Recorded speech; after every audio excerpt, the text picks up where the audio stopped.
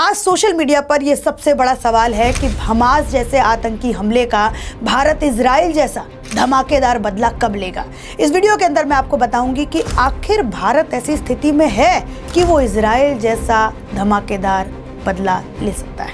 इस वीडियो के अंदर मैं बताऊंगी कि अगर भारत और पाकिस्तान के बीच में युद्ध होता है तो उसके बाद इन दोनों ही देशों पर क्या प्रभाव पड़ेगा। इस वीडियो के अंदर मैं आपको बताऊंगी कि दो देश, नॉर्थ कोरिया और साउथ कोरिया, ये दोनों ही देश पहले कभी भारत और पाकिस्तान की तरह थे। जब इनका बंटवारा हुआ तो कैसे साउथ कोरिया ने नॉर्थ कोरिया के ऊपर इकोनॉमिकली धावा बोल दिया। साउथ कोरिया ने अपने इकोनॉमी को इतना बूस्ट कर दिया कि नॉर्थ कोरिया को उससे दब के रहना पड़ता है। साउथ कोरिया के पास न्यूक्लियर पावर नहीं है। साउथ कोरिया डिफेंस में कहीं कम है नॉर्थ कोरिया से, लेकिन उसके बावजूद आखिर साउथ कोरिया ने ऐसा क्या किया कि आज वो नॉर्थ कोरिया से इतना आगे है। लेकिन उससे पहले मैं एक डेटा पढ़ना चाहती हूँ और पाकिस्तान से शुरू करना चाहती हूँ। पाकिस्तान ने अपने देश में एक नया प्रोपेगेंडा चालू कर दिया है। अगर वहाँ के आप मीडिया हाउसेस को सुनेंगे तो आपको साफ साफ नज़र आएगा कि पाकिस्तान अपने देश को, अपने मुल्क को लड़ाई के लिए तैयार कर रहा है।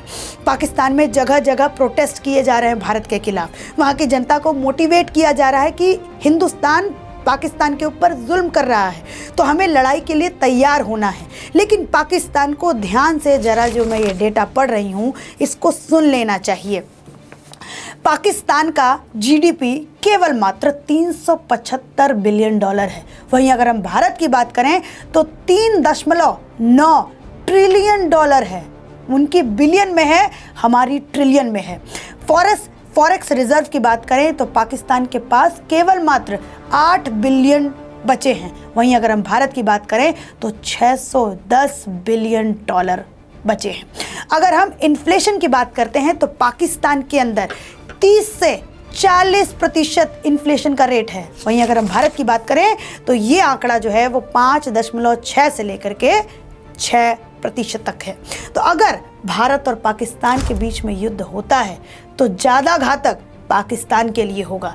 हम तो सिर्फ घुटनों पर आएंगे, पाकिस्तान पूरा बर्बाद हो जाएगा।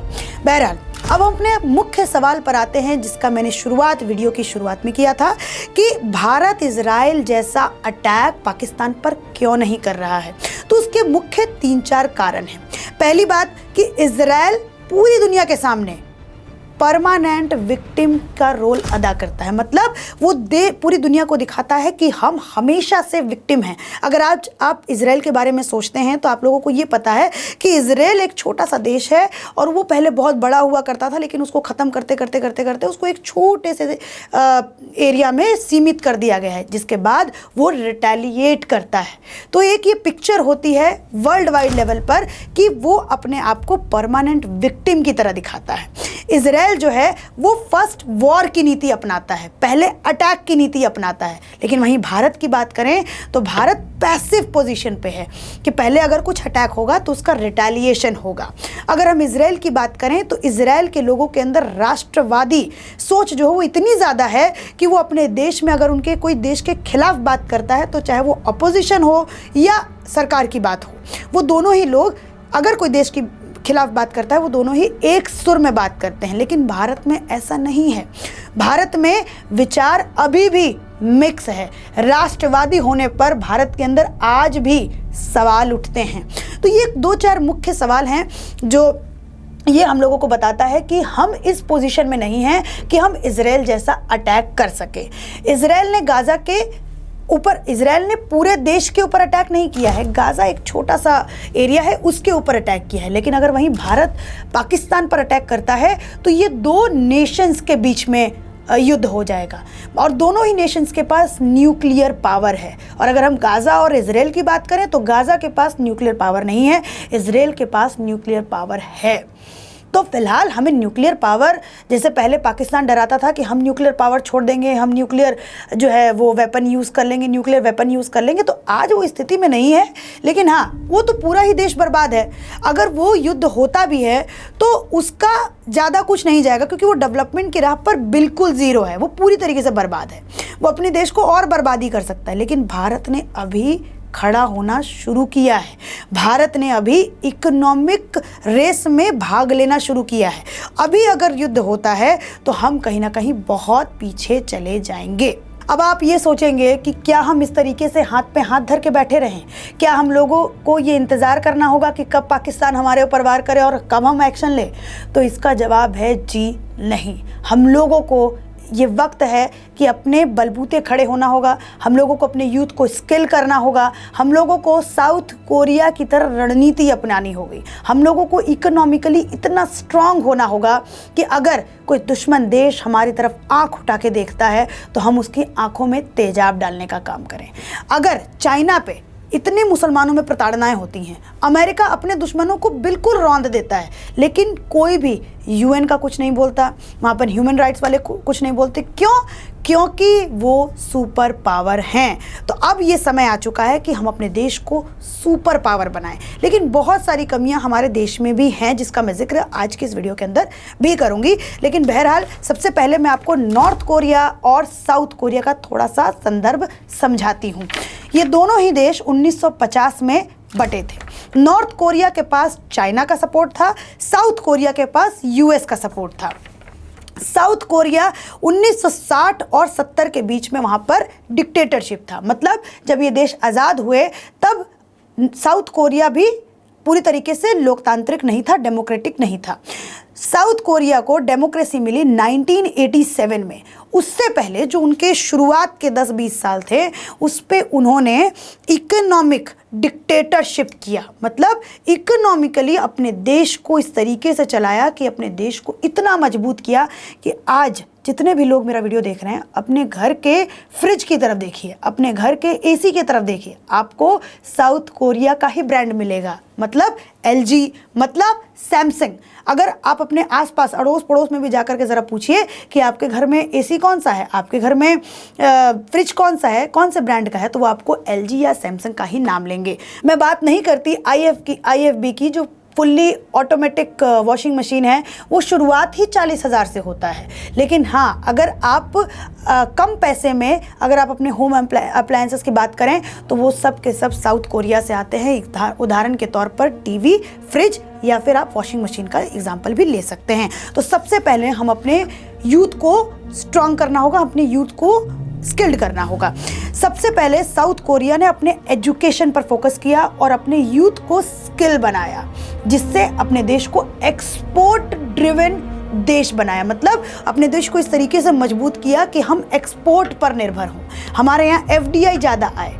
इस वजह से आज साउथ कोरिया इतना मजबूत है। वहीं अगर हम नॉर्थ कोरिया की बात करें तो वो पूरी तरीके से बर्बाद है। आज भी वहाँ पर डिक्टेटरशिप है। तो हमें इन देशों से सीख लेनी चाहिए और भारत को अपनी जीडीपी और भारत को अपनी इकोनॉमी पर ध्यान देना चाहिए। और साथ में तो आप वाटर ट्रीटी को ख़त्म कर ही रहे हैं। जब तक ये वाटर ट्रीटी सस्पेंड है तब तक भारत को बांध बनाने चाहिए, जब तक भारत को वो सारे डेवलपमेंट्स वहाँ पर कर देने चाहिए। और भारत के जिन जिन प्रदेशों में पानी की कमी है, जैसे चेन्नई हो गया, बेंगलोर हो गया, राजस्थान हो गया, आप यहाँ पर उन पानी को डाइवर्ट कर दीजिए। लेकिन उन प्रोजेक्ट्स को बनाने में भी पैसा लगता है। अगर भारत की इकोनॉमी स्ट्रांग होगी तो उससे पैसा आएगा और आप बांध और इस तरीके के इंफ्रास्ट्रक्चर को आप मजबूत करेंगे, जिसके बाद आप पाकिस्तान को वैसे ही मुंह तोड़ जवाब दे देंगे। आपको बम गोला बारूद चलाने की ज़रूरत नहीं है। अब आप सोच रहे होंगे कि हम अब हताश हो जाते हैं, अब हमारे पास क्या ही ऑप्शन है। हमारे यहाँ तो राजनीति इस तरीके की होती है, हमारे यहाँ वोट बैंक पॉलिटिक्स होता है, हमारे यहाँ अपीजमेंट की राजनीति होती है। हमारे यहाँ आज भी मैंने देखा कुछ लोग सवाल उठा रहे थे, मोदी जी ने बिहार के चुनावी यात्रा में ये भाषण क्यों दिया। तो ये तो सरासर गलत है। लेकिन मैं आप लोगों को एक उम्मीद का रास्ता भी दिखाती हूँ कि जिससे आप लोग थोड़े से और मोटिवेटेड हो जाइए। अगर आप दुनिया के टॉप 10 जीडीपीज़ की बात करें, हमारा देश 5वें नंबर पर आता है और हमसे ऊपर 2 देश हैं, जर्मनी और जापान। अगर भारत अपने यूथ का यूज़ करे, अगर भारत अपने पोटेंशियल का यूज़ करे तो इन दोनों देशों को पीछे कर सकता है, क्योंकि इनके यहाँ पॉपुलेशन नहीं है, इनके यहाँ यूथ पावर नहीं है। अगर भारत अपने यूथ को स्किल करे सही तरीके से, मेक इन इंडिया और स्किल डेवलपमेंट प्रोग्राम को अगर अच्छे से यूज़ करे, जैसा मोदी जी वादा करते हैं, अगर वैसा करना शुरू कर दें तो शायद हम इन दोनों देशों को क्रॉस कर सकते हैं और चाइना के बाद आ सकते हैं। चाइना की जो अभी अगर हम जीडीपी की बात करें तो लगभग 19 ट्रिलियन के बराबर है, और हमारी अगर जीडीपी की बात करें तो 3.9 ट्रिलियन डॉलर के बराबर है। अगर हम अपने यूथ का इस्तेमाल करेंगे, अगर हम अच्छे तरीके से काम करते हैं, हमारे पास यूथ का पावर है, हम एक मैन्युफैक्चरिंग हब बन सकते हैं।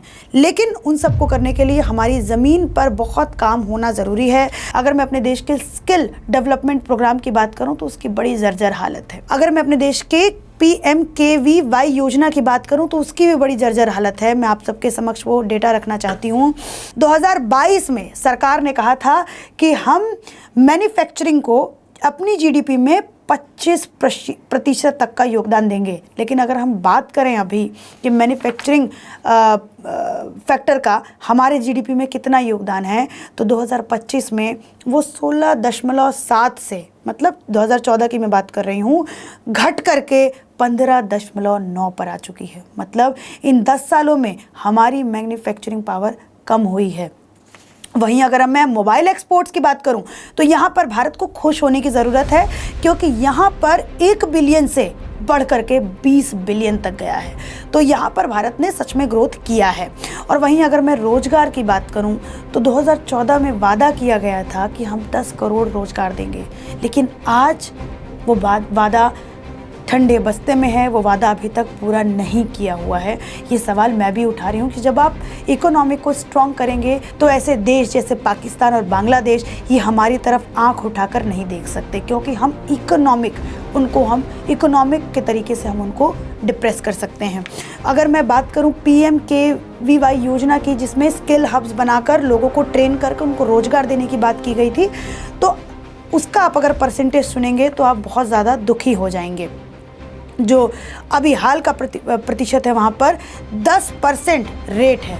मतलब 10% रेट है, मतलब जितने लोग स्किल्ड किए जाते हैं उनमें से ज़्यादातर लोगों को नौकरियाँ नहीं मिलती हैं।